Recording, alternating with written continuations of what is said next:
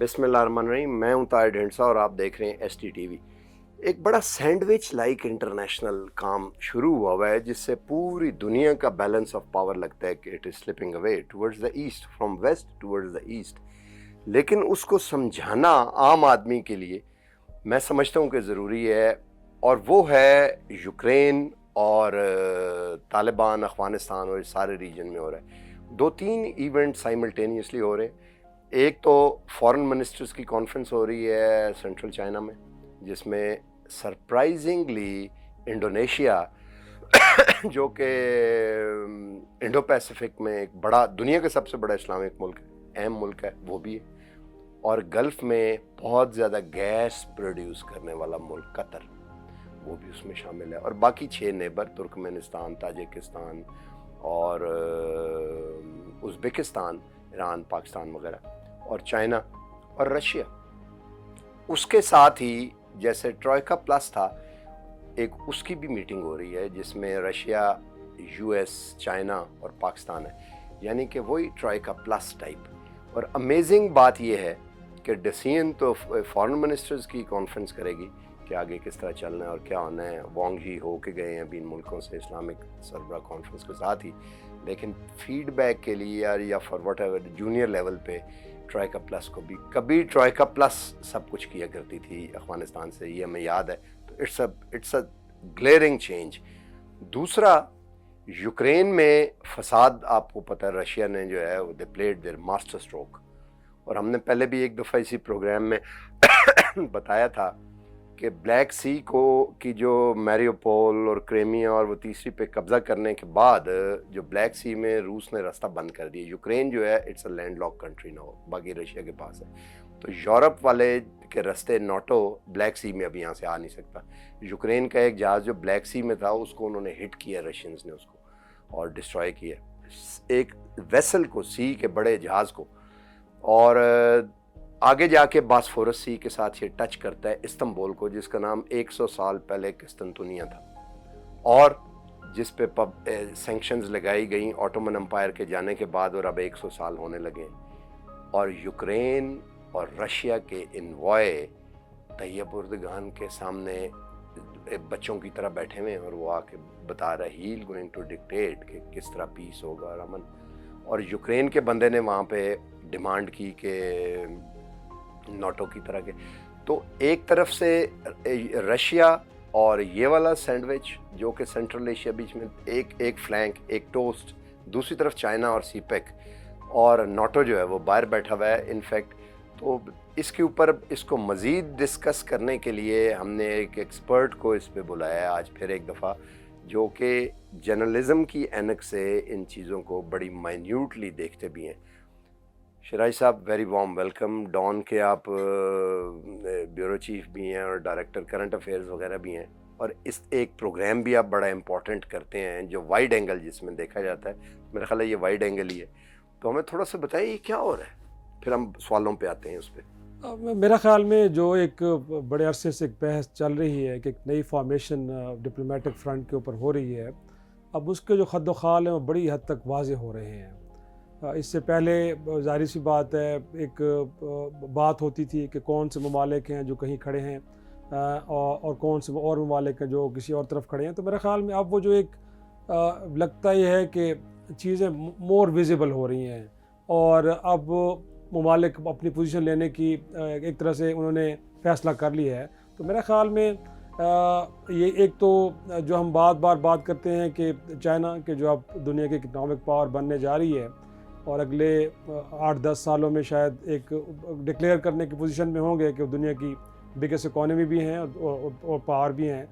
और उसके साथ ज़ाहिर सी बात है चाइना की जो एक एंगेजमेंट है अब अपने बॉर्डर से बाहर निकल के मुख्तलिफ ममालिक के साथ, वो भी हमें बड़ी एक प्रोमिनेंट नज़र आ रही है। वो रशिया हो, वो पाकिस्तान हो, या फिर जिस तरह आपने इंडोनेशिया की बात की, या इसी तरह गल्फ़ के अंदर उसने कई ममालिक को एंगेज किया हुआ है। इवन कि सऊदी अरब भी अब मुझे लगता है कि काफ़ी हद तक कंफर्टेबल है। ईरान के अंदर कितनी बड़ी इन्वेस्टमेंट खुद चाइना लेके आया है। और आप अफ़गानिस्तान के मामले में देखें, जब इस डिस्प्यूट रेजोल्यूशन की तरफ चीज़ें जा रही थी तो बड़ा एग्रेसिवली उनका रोल भी हमें नज़र आया है। तो मुझे लगता है कि अब चीज़ें उस तरफ बढ़ रही हैं اور آنے والے وقتوں میں اس طرح کے انگیجمنٹس ہمیں فریکوینٹلی دیکھنے کو ملیں گی۔ یہ جو اس کے اوپر ہم دوبارہ آتے ہیں، یہ جو استنبول میں ہو رہا ہے، یہ تو عجیب ہی ہے، سمجھ سے باہر نہیں آپ کو لگتا؟ رشین انوائے کہہ رہا ہے کہ ہمیں گارنٹی چاہیے ناٹو کے آرٹیکل 5 کی طرز کی کہ aggression against one country will be considered as aggression against everyone. تو اب یہ گارنٹی کون دے گا؟ جو پیس بروکر کر رہے ہیں، جس میں ناٹو کنٹریز شامل نہیں ہیں اس طرح سے، یعنی کہ ناٹو نہ وار روک سکا، نہ اگریسر کو مار سکا، اور اب جو اگریسر ہے اسی کے حامی جو نئے گروپ کے ہیں ان سے گارنٹیز، تو یوکرین ناٹو میں جاتا جاتا یہ تو سلپ ہو کے ادھر یہ بڑا امیزنگ نہیں ہے؟ بالکل امیزنگ ہے، اور میرا خیال میں اگرچہ امریکہ اور یورپ کا ڈیزائن تو یہی تھا کہ یوکرین کو یورپ اور نیٹو، بالخصوص نیٹو کا حصہ بنا لیا جائے، لیکن میرا خیال میں جو ایشورنسز دی گئی تھیں اس کے اگینسٹ اس وقت جو یوکرین کے ساتھ ہو رہا ہے وہ کمٹمنٹ سے پوری نہیں کی گئی۔ اس وقت تو یوکرین کو اکیلا چھوڑ دیا گیا نا۔ میرا خیال ہے کہ جب اٹیک ہوا تھا اس کے بعد یوکرینین پریزیڈنٹ یہ سمجھ رہے تھے کہ شاید اس کے بعد اب یورپ اور امریکہ سے وہ ہیلپ آئے گی جس کو وہ تقاضا کر رہے تھے۔ شروع میں آپ کو ان کے سٹیٹمنٹس بھی یاد ہوں گے کہ وقت ہے کہ اب ان کی مدد کی جائے، لیکن میں اس وقت بھی ہم یہی طاہر صاحب بات کر رہے تھے کہ اگرچہ امریکہ کی سارے معاملے میں اگریسو اپروچ ہوگی، لیکن یورپ ایسا کچھ نہیں چاہ رہا۔ آپ نے دیکھا ہے کہ اس کے باوجود کہ ان کی انٹیلیجنس یہ بتا رہی تھی کہ یہ حملہ ضرور ہوگا، آخری لمحے تک یورپ کی لیڈرشپ نے رشیا کو ڈپلومیٹک فرنٹ پہ انگیج کر کے اس معاملے کو حل کرنے کی کوشش کی، لیکن میرا خیال میں دوسرے اینڈ پہ رشیا اور اس کے ساتھ جو باقی کھڑے ممالک ہیں ان کو اس تھریٹ کے بارے میں بڑی شیورٹی تھی کہ بنیادی طور پہ یوکرین اگر نیٹو کا اتحادی بننے جا رہا ہے تو اس کے مقاصد کیا ہیں، تو انہوں نے تو اس تھریٹ کو ہر صورت میں ختم کرنا تھا۔ تو اب یہ جو اب ترکی کی ہم بات کر رہے ہیں، تو اب یوکرینین لیڈرشپ کو یہ یقین ہو چلا ہے کہ اگر اس ملک کو بچانا ہے تو اس کے لیے آپشن ایک ہی رہ جاتی ہے کہ پھر نان نیٹوز کنٹری کی طرف جایا جائے، اور یقینی طور پہ ترکی اس حوالے سے ایک بڑا امپورٹنٹ رول پلے کر سکتا ہے، تو وہاں آئے ہیں۔ اور مجھے لگتا یہی ہے کہ اب وہ جو ایک ڈیزائن تھا امریکہ اور یورپ کا کہ شاید وہ روس کے پڑوس میں بیٹھیں گے اور کچھ کریں گے، وہ تو ممکن نہیں رہا۔ ہاں یہ ضرور ہے کہ اب یوکرین کو اس بلاک کے ساتھ گویا کہ رشیا کے ساتھ اور رشیا کے ساتھ جڑے دیگر ممالک کے ساتھ کھڑا ہونے پڑے گا، اور اس کی سلامتی اور اس کی سیکیورٹی کی ساری گارنٹیز اب یہاں سے ملیں گی، تو ہے بڑا انٹرسٹنگ۔ ویسے آپ کو یہ نہیں لگتا جیسے ناٹو تو ہے، پہلے بھی تھا، بٹ وارسا پیکٹ جو ہے وہ ڈیزالو ہو گیا تھا سوویت یونین کے ختم ہونے کے ساتھ، اور پولینڈ میں ہیڈ کوارٹر تھا، وارسا اسی لیے کہتے تھے جی جی، اور لیخ والیسا جو ان کے رشینز کے اگینسٹ وہاں پہ یونین لیڈر تھے، بعد میں وہ صدر بھی بنے۔ تو آپ کو یہ نہیں لگتا کہ یہ تو دوبارہ وارسا پیکٹ کی طرح کا ایک پیکٹ ڈیمانڈ کر رہے ہیں یوکرینین کے ریز کیا جائے ہمیں بچانے کے لیے؟ یقیناً میرا خیال میں جیسے ہم بات کر رہے ہیں کہ وہ ممالک کے جنہوں نے بنیادی طور پہ یوکرین کی لیڈرشپ کو قائل کیا کہ ان کو انیشلی کہاں جانا چاہیے، اب اگر وہ ممالک ان کو شاید یہ خیال نہیں تھا، ان کو یہ اس بات کا شاید اندازہ نہیں تھا کہ روس اس تھریٹ کو ختم کرنے کے لیے اس سطح تک جا سکتا ہے۔ آپ نے دیکھا ہے کہ اس وقت وہاں پہ شروع میں تو بلکہ جب ریاکشن آیا تھا برٹن کا یا یورپ کا یا امریکہ کا، تو پیوٹن صاحب نے یہاں تک بھی کہہ دیا کہ انہوں نے اپنے نیوکلیئر فورسز کو بھی کہا تھا، الرٹ پہ کر دیا تھا، ٹیکٹیکل ویپن۔ تو میرے خیال میں یورپ اور امریکہ شاید یہ امید نہیں کر رہے تھے کہ شاید روس اس نہج تک جائے گا۔ تو اب انہیں لگتا ہے کہ ایسا تو ممکن نہیں ہے کہ یورپ کو ایک بار پھر بیٹل فیلڈ بنایا جائے۔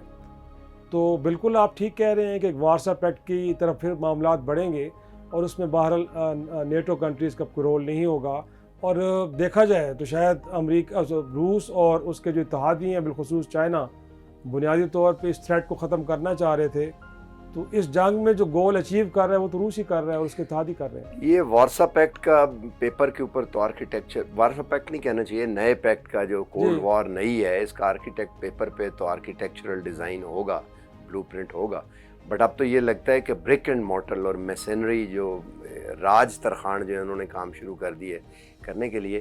آخری سوال آپ سے میں یہ پوچھتا ہوں کہ ڈو یو تھنک کہ Pakistan is firmly entrenched in this new camp, اور اس کے ہی کچھ ریپرکاشن ہیں جو ہمیں آ بھی سکتے ہیں؟ یقیناً میرا خیال میں یہ ڈسکشنز ہم بار بار کر چکے ہیں کہ اب چائنا ہمارے نیبرہڈ میں ہے، ہم اب اپنے آپ کو امریکہ کے ساتھ کھڑا رکھنے کی پوزیشن میں باقی نہیں رہے. وہ معاملات اور تھے کہ جب روس افغانستان میں آیا ہمارے پاس آپشن تھی کہ ہم امریکی کیمپ کو ایزیلی جوائن کر سکتے تھے.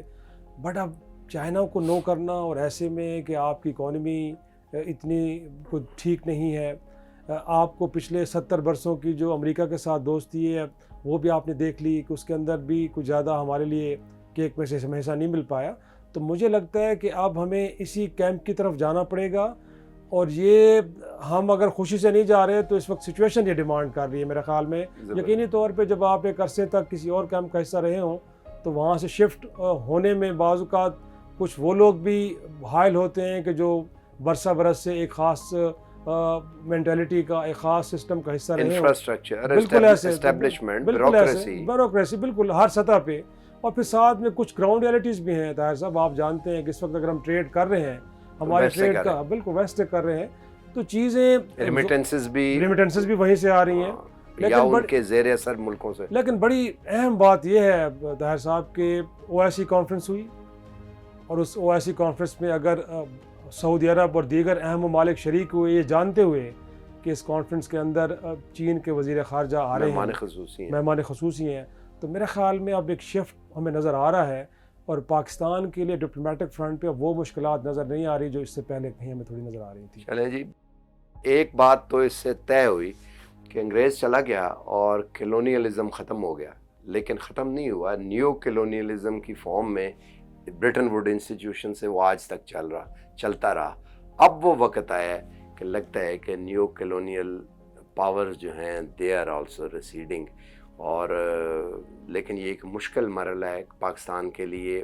ڈومیسٹیکلی پولیٹیکل اس کے گریو کانسیکوینسز ہو سکتے ہیں، اور ایکسٹرنل لینڈ پہ باقی اور کچھ بھی نہیں تو فائنینشیل اس کے سرکمسٹانسز ہو سکتے ہیں.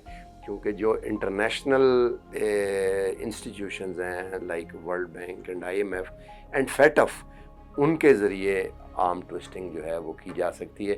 آج تک کے لیے اتنا ہی. ملتے ہیں اگلے پروگرام میں. لائک اور سبسکرائب ہو سکتا ہے تو کر دیں، اور اپنے کمنٹس جو ہیں وہ بھی دیں تاکہ ہم اس کو مزید بہتر بنا سکیں. اللہ حافظ.